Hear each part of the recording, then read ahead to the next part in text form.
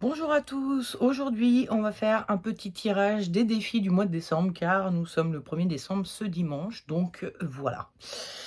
On va faire donc un petit tirage des défis, c'est un tirage à 3 choix comme d'habitude et pour faire votre choix, je vais vous proposer 3 objets parmi lesquels vous devez choisir pour voir à quel tirage vous devrez vous référer. Évidemment, vous pouvez choisir tous les objets, un seul, 2, enfin voilà, vous faites comme vous voulez.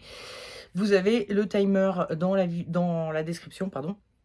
Donc voilà, vous pourrez vous rendre directement à votre tirage à vous si vous avez envie. On va commencer la présentation des objets. Le premier objet, c'est un joli petit cœur, un cœur orgonite pour tout vous dire. Voilà, donc joli petit cœur. Il est pas, vous vous rendez pas compte comme il est joli. Il est un peu transparent, mais dedans il y a, bon bref, on s'en fout. Bon, le petit cœur. Le deuxième objet, c'est une étoile, en pierre de lave, là en l'occurrence. Et le troisième objet, c'est un œuf en fluorite. C'est pareil, on ne voit pas bien les transparences, comme voilà, un petit peu plus là. Mais bon bref, c'est un œuf. Donc, vous choisissez parmi le cœur, l'étoile ou l'œuf et ensuite, vous allez voir le tirage qui y est consacré. On va commencer par le tirage de ceux qui ont choisi le cœur. Quel est le défi qui vous attend pour ce mois de décembre? Et quels sont les conseils que vous donnent le tarot et les runes pour, j'ai oublié, comme d'hab, Poupoufon recommence. Je vais faire le tirage des défis avec l'oracle de Béline et j'ai demandé des conseils. Alors j'ai demandé que faire et que ne pas faire. Voilà, c'est des conseils au tarot et aux runes. Le tarot, j'utilise comme d'hab le Noblet, putain, je trouve jamais ce mot, c'est fou. Restauré par Jean-Claude Flornoy. Bref. Donc, passons au tirage de ceux qui ont choisi le cœur. Votre défi, c'est les plaisirs. Alors, les plaisirs est une carte qui va nous parler d'une ambiance chaleureuse, une ambiance festive. Et comme on arrive sur la période des fêtes, hein, parce que le mois de décembre, c'est quoi? C'est le mois des fêtes.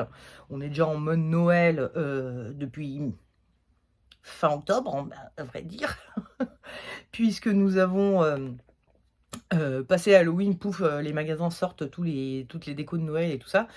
Donc, et c'est au mois de décembre que tout ça se concrétise.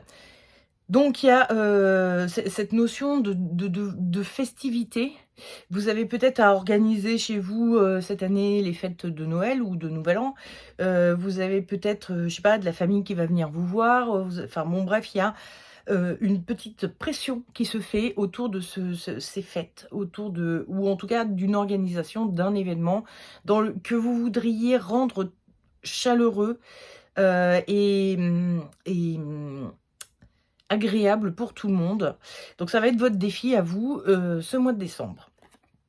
Comment organiser, une super fête? Qu'est-ce que le tarot et les runes vous disent de ne pas faire? Ils vous disent de ne pas faire le battleur et de ne pas faire Hélas. Alors avec le battleur, on voit qu'on a ce petit personnage qui est en train de préparer son manger, hein. On peut imaginer qu'il est en train de préparer à manger. Il a pas, comment dire? Il est pas hyper pourvu. Il est le battleur, c'est souvent un débutant, donc peut-être qu'il a jamais fait ça, pas pour autant de monde ou peut-être enfin bon, je parle de vous entre guillemets, vous avez peut-être pas fait ça pour tout pour grand enfin, je vais y arriver. Vous avez peut-être jamais fait ça, un grand repas pour plein de monde. Vous débutez peut-être dans certaines pratiques, vous savez pas faire des plats en sauce, vous savez très bien faire des tartes ou des salades, mais pas des plats en sauce. Je parle de moi là. Vous savez peut-être pas faire de la pâtisserie, mais vous pouvez gérer la dinde et les marrons. Enfin voilà, il y a un truc qui vous manque. Vous êtes un peu trop débutant et puis, il est tout seul, hein, le battleur. Il est tout seul et puis, il a l'impression qu'on l'attend au tournant un petit peu. Parce qu'il est tout seul derrière sa table, mais devant il a un public, hein, le battleur, qui attend de voir, qu'est-ce qu'il va faire, de magique et s'il se rate, tout le monde va le regarder en disant: «Ah ouais, OK, super, tout ça pour ça, bravo, gars». Donc il est un peu, voilà, en stress. On voit aussi qu'il a sa petite bourse là dans laquelle, sa petite sacoche dans laquelle il y a encore des objets qu'il a même pas sortis parce qu'il est pas, il a pas tous les outils ou en du moins il sait pas se servir de tous les outils. Et avec Elaz, on a, alors je vous rappelle, ça c'est ce qu'il ne faut pas faire, hein, on est d'accord. Avec Elaz, donc Elaz c'est une rune qui nous parle enfin qui veut dire l'élan. On parle de l'animal, l'élan. Et l'élan, c'est un animal qui, doit être le meilleur. Ils se bagarrent, hein, les élans, pendant la saison des amours. Ils se tapent les bois les uns contre les autres et bah, c'est le meilleur qui remporte, la femelle ou les femelles. Donc du coup, il y a une notion où il faut absolument que je sois le meilleur, il faut absolument que je réussisse, il faut que je sois combatif, il faut que voilà. Et donc on vous dit: «Non, faut pas faire ça. Arrêtez de vouloir tout faire tout seul et de vouloir être, absolument, le meilleur, et absolument parfait. Vous mettez beaucoup de pression». Qu'est-ce que le tarot et les runes vous conseillent? Ils vous conseillent, le soleil et Kénaz. Alors juste pour info, Kénaz, ça veut dire le foyer ou la torche, c'est-à-dire la cheminée, et donc on est avec le soleil qui est du feu aussi et le Kénaz qui est du feu aussi. Bref, avec le soleil, on a une notion d'entraide, hein. Il y a, ce petit personnage là qui, ouais, c'est ça, ils sont sur un rocher. Bon, un rocher bleu, c'est un peu chelou, sur ce jeu de tarot. Bref, il est sur un rocher, il a peur de descendre, alors l'autre l'aide, il l'encourage en lui disant: «Vas-y, viens, je vais t'aider», ou inversement, hein. Enfin bon, bref, celui-ci, est sur le rocher, il aide l'autre à monter sur le rocher, avec lui. Bref, il y a des notions d'entraide avec, le soleil. Il y a des notions de demander de l'aide aussi, surtout. C'est-à-dire que si vous faites, un grand rassemblement familial pour les fêtes, imaginons que ce soit ça votre truc, hein, que vous avez à faire, votre défi. Peut-être que, bah, vous pouvez demander à votre vieille tante, de vous préparer un gâteau et de vous demander à vos petits cousins de vous aider à couper les légumes pour, la salade ou pour, le plat. Enfin voilà. Vous pouvez peut-être, faire en sorte que ce soit un événement familial, mais pas mais également dans la préparation. C'est-à-dire de ne pas être tout seul à préparer et à essayer de contenter tout le monde, mais d'investir tout le monde dans la préparation et dans l'entraide, au mom pour par rapport à ce repas et donc peut-être leur dire, au lieu de venir, le 24 au soir à 8h, venez, dès 14h et comme ça on prépare tous ensemble tout ça. Ce qui en soi est déjà beaucoup plus chaleureux. On est bien d'accord et puis en plus, s'il y a une foirade quelque part, s'il y a un truc qui est raté, bah, c'est de la faute un peu à tout le monde, c'est de la faute de personne donc ça, ça reste un moment, enfin bon, moi des repas ratés à Noël, j'en ai déjà vécu et on faisait des trucs avec mes parents et tout ça et puis, bah, c'était un peu raté et bah, ça faisait qu'on rigolait bien au moment de manger tout ça, et que c'était un peu, ou cramé ou mal dosé ou je ne sais quoi. C'est des choses qui arrivent, quoi. Donc voilà, hein, pensez-y à inclure les autres, ou au moins un certain nombre d'autres, à la préparation de cet événement, de façon à ce que la responsabilité soit un peu, partagée et que ça vous mette moins de pression sur vous et moins de pression sur tout le monde aussi, et sur, comment dire? Et moins l'occasion à personne de critiquer, ni l'occasion à personne de se dire: «Ah mince, c'est raté». Voilà, c'est la faute à tout le monde et c'est, réussi grâce à tout le monde. Bon bref, voilà. Et en plus de ça, il y a le côté chaleureux et c'est ce que nous rappelle également Kénaz avec son histoire de foyer. Donc c'est le foyer au sens propre du terme, c'est-à-dire la cheminée, on va dire, mais c'est aussi le foyer au sens, voilà, large du terme, c'est-à-dire la famille, l'endroit où on habite, l'endroit où on reçoit notre famille, où vit notre famille. Et donc il y a une notion un peu familiale. Bon, c'est souvent avec Kenas plutôt la famille, nucléaire, hein, on va dire, enfin papa, maman, les enfants. Mais ça peut s'étendre un petit peu et surtout il y a ce côté ultra chaleureux, c'est-à-dire qu'il y a du partage, il y a de l'échange, il y a du contact entre les êtres humains qui sont dans cette maison-là, ce jour-là. Donc il y a vraiment ces notions de rendez la préparation, faites-en une fête également. C'est pas juste le moment où on s'assoit tous à table et on mange tous ensemble et cetera. encore une fois, si c'est un repas de Noël que vous devez préparer ou de Saint-Sylvestre, mais si c'est un autre événement, un autre type d'événement, ça marche aussi. C'est-à-dire que vous pouvez inclure les gens qui vont participer à cet événement pour qu'ils participent un peu tous, pour qu'ils soient tous un peu, hem inclus dans la préparation de l'événement et de façon à rendre ça plus chaleureux et plus sympathique et vous verrez que, encore une fois, s'il y a des ratages, bah, ce sera pas votre entière faute à vous et voilà. Je pense aussi au fait que les plaisirs, ça peut parler des cadeaux de Noël aussi, parce que les plaisirs, c'est pas forcément, des cadeaux, mais c'est l'envie de faire plaisir aux gens. Donc on peut, avoir une espèce de pression avec les cadeaux de Noël parce qu'on a envie de faire plaisir et à un moment donné, encore une fois, la carte là, elle vous dit, bah, échangez avec, les personnes pour leur demander, c'est quoi vos envies? Qu'est-ce que vous aimez? Qu'est-ce que vous aimeriez avoir? Vous pouvez fixer un budget éventuellement, parce qu'on sait qu'il y a les enfants, les adolescents, des fois, peuvent avoir des goûts un peu comment dire? Ils ont pas bien la notion de l'argent, donc ils peuvent demander, je sais pas moi, une console de jeu alors que ça coûte, je sais pas combien, je sais même pas combien ça coûte une console de jeu, mais c'est un peu, voilà. S'il y a 10 consoles de jeux à offrir à tous vos petits enfants ou je ne sais quoi, ça va faire un peu beaucoup, hein, on imagine bien. Mais bon, bah, voilà, vous pouvez donner donc un budget, mais vous demandez aux gens, «Et alors, qu'est-ce qui te ferait plaisir? Qu'est-ce que tu voudrais que avoir pour Noël?» Et puis, si c'est un peu gros, bah, on se met tous ensemble, enfin, on se met avec plusieurs, personnes pour offrir ce cadeau-là, à l'un, vous avez compris le concept. Ne faites pas tout, tout seul dans votre coin, en vous mettant une pression de dingue pour que ce soit hyper réussi, hyper, et qu'il faut que vous soyez le ou la meilleure, q voilà, vous mettez trop de pression pour quelque chose qui est censé être plaisant, chaleureux, vivant.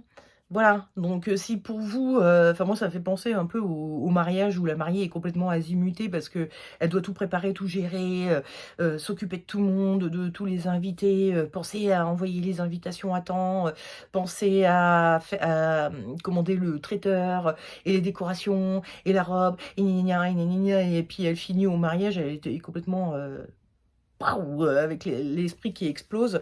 Bah, voilà, c'est ça que ça fait, de tout vouloir gérer tout seul et de vouloir absolument quelque chose super magnifique, au-delà de toute espérance, alors qu'on n'a même pas les moyens, ni, financiers éventuellement, parce que bon, des fois, même les repas de Noël, hein, ça peut coûter cher et ni, les moyens, physiques, les capacités, et tout ça. Donc, voilà, vous mettez pas trop de pression. Faites participer un peu tout le monde, vous allez voir ou alors demandez aux autres ce qu'ils ont envie d'avoir ou ce qu'ils pourraient amener, ce qu'ils pourraient proposer. Enfin voilà, faites participer tout le monde pour vous allez voir que ça va rendre ça un peu plus chaleureux, un peu plus,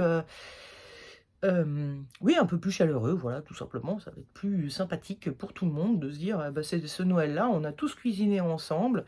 Il y avait des trucs qui étaient bons, d'autres qui étaient ratés. Ah ah ah, c'est bien rigolo» et vous allez voir que vous allez y penser, 10 ans plus tard. «Tu te rappelles, la dinde toute sèche, qu'avait fait, tante machin, c'était bien drôle, c'était un Noël bien drôle». Voilà, hein, pensez à ça. Bref, il me reste plus qu'à vous souhaiter un excellent mois de décembre et puis je vous dis à bientôt pour de prochaines vidéos et nous allons passer au tirage de ceux qui ont choisi l'étoile. L'étoile, votre défi, c'est la famille. Encore une fois, si vous avez vu le tirage précédent, ça me fait penser un peu à Noël, hein. La famille, évidemment, Noël, rassemblement familial plutôt. Ça peut être pour les fêtes, la famille va poser un problème, on va dire. Mais ça peut être un peu dans votre quotidien aussi. Avec, la famille, on a les notions de oui, de famille, mais il y a aussi la notion de, la maman poule qui couve ses petits et qui étouffe tout le monde. La famille peut avoir des aspects un petit peu étouffants comme ça et je pense que votre défi, ça va être ça, c'est votre famille vous étouffe un peu trop. Ou votre famille, ou votre clan, ou votre enfin voilà, il y a une forme d'étouffement au sein d'un groupe. C'est pas forcément, famille, famille absolument. Je pense évidemment à ça d'abord parce que ça s'appelle la famille, hein, bon voilà, hein, c'est QFD, j'ai envie de dire. Mais je pense aussi à ça parce que c'est le mois de décembre et donc ça concerne les fêtes et il y a beaucoup de réunions familiales qui se font à ce moment-là. Et je sais qu'il y a des gens pour qui c'est trop de pression, quoi. C'est trop de pression, c'est trop d'obligations, trop de on fait semblant ce jour-là alors que tout le reste de l'année, on n'arrête pas de se tirer dans les pattes. où il y a, je sais pas, le tonton absolument raciste ou je ne sais quoi que vous supportez pas de voir, mais c'est Noël, donc on est bien obligé d'aller le voir. Bon, bref, il y a des notions comme ça, hein, où beaucoup de gens, Noël, c'est plus déprimant qu'autre chose, c'est plus oppressant qu'autre chose. Et là, donc, vous avez ce sentiment d'oppression sur lequel, enfin, qui va être un peu votre défi. Votre défi, ce mois-ci, ça va être la famille et l'oppression subie par la famille. Excusez-moi. Qu'est-ce qu'on vous déconseille de faire? L'amoureux et Ourouse. Alors, attendez, Ourouse, je vous la montre un peu mieux, parce qu'après, je vais mettre mes gros doigts dessus, et vous n'allez plus rien y voir. Alors, l'amoureux, ben, on voit que oui, alors là, il y a réunion, hein. Là, il y a, tout le monde est là, et puis, il y a la mamie qui dit: «Bah, dites donc, tu un peu pris du poids, toi», et puis il y a, la petite sœur qui dit: «Eh beh, qui était toujours pas d'amoureuse, mais qu'est-ce que c'est ce bordel?» Bref, hein, la pression familiale, le fait d'y aller, de vous rendre, au sein de la famille ou du clan, on va dire plutôt le clan, hein, pour rester plus large, on va dire. Bref, vous y allez et vous la subissez, quoi. En gros, c'est ça qu'on vous dit de ne pas faire. J'ai précisé que c'était qu'est-ce qu'il ne faut pas faire, hein? J'ai précisé, oui, hein. Et puis avec Ourouse, on a, la notion de, mmh,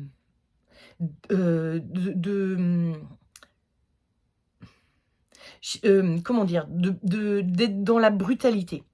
Ourouz, ça veut dire l'auroch dans le langage des runes, c'est l'auroch, donc c'est un bovidé ancien, mais un bovidé sauvage. Et donc il a ce truc un peu de brutalité, il peut être un peu bourrin et donc de vous rendre dans la famille, supporter cette pression au point d'en, péter un câble et de devenir, limite «brutal» entre guillemets évidemment, hein. Je vous souhaite pas d'en arriver à taper qui que ce soit, mais bon, vous pouvez être brutal dans vos mots aussi.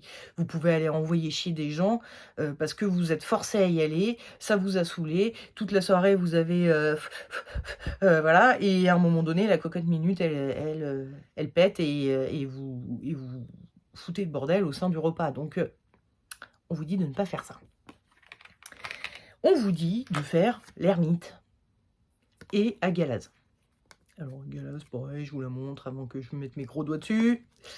Bon, bah, l'ermite, je crois qu'on est clair, hein. Isolement. Rester seul. Être, enfin voilà, comment dire? Ouais, s'isoler, ne pas y aller, ne pas s'y rendre, tout simplement et de dire: non, moi je peux pas, j'ai piscine ce jour-là».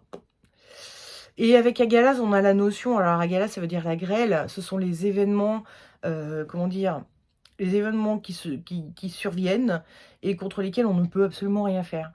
Je pense qu'il y a une notion, de expliquer tout simplement au reste de la famille: «Bah non, je viendrai pas et c'est comme ça». Il y a pas de possibilité de me faire changer d'avis, il y a pas de possibilité comment dire? D'essayer de me convaincre, c'est pas possible. Je ne viens pas, point barre, c'est comme ça. C'est de leur demander d'accepter que cette année, vous ferez Noël tout seul chez vous, si c'est ce que vous voulez. Ou avec des proches, enfin avec les personnes que vous avez envie de je veux dire, c'est pas parce que vous êtes, enfin qu'on vous conseille l'hermine que ça veut dire qu'il faut absolument que vous soyez seul, hein. Ça veut juste dire de pas aller avec la famille, point barre, hein. C'est avec ce qui vous perturbe. Je suppose, hein, si vous avez choisi, enfin, si vous vous retrouvez avec ce défi, c'est que, bon, la famille est quand même un peu pesante et vous avez besoin de souffler un coup et donc, bah, voilà, on vous dit: «Bah, ouais, faites-le, soufflez un coup et expliquez-leur tout simplement que, bah, désolé, mais non, cette année, ce sera comme ça et pas autrement. On verra l'an prochain, peut-être que vous aurez changé d'idée, que vous aurez un peu plus envie de les voir ou je ne sais quoi. Peut-être que c'est contextuel, que là, en ce moment, vous vivez un truc qui fait que vous avez pas envie d'être en famille en ce moment, je ne sais pas. Mais voilà, en tout cas, c'est simple, c'est, bah, non, j'y vais pas. Avec l'ermite, on a aussi c'est un petit truc que je vous donne, des fois que vous cherchiez des prétextes pour ne pas aller en famille, par exemple le jour de Noël, de dire, l'ermite, c'est un personnage qui voyage, qui est pas qui, comment dire?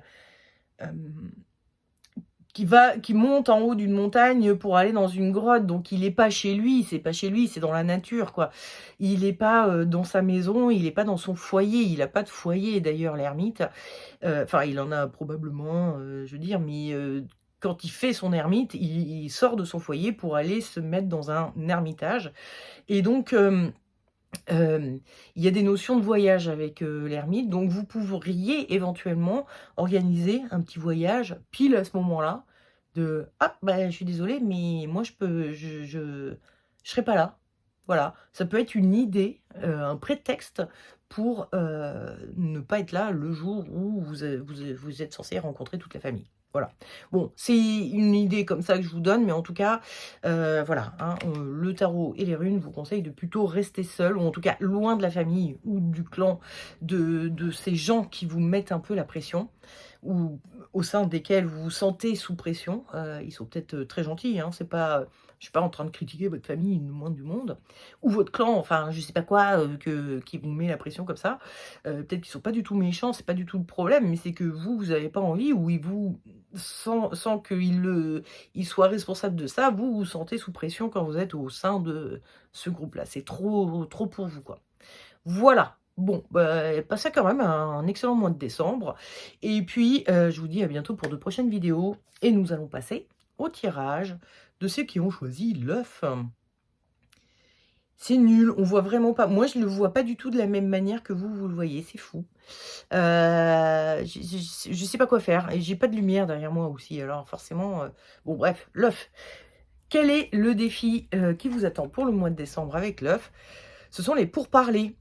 Les pourparlers, c'est une carte qui nous parle du fait qu'il y a des négociations dans l'air et qu'il faut se montrer convaincant. Il va falloir essayer de convaincre.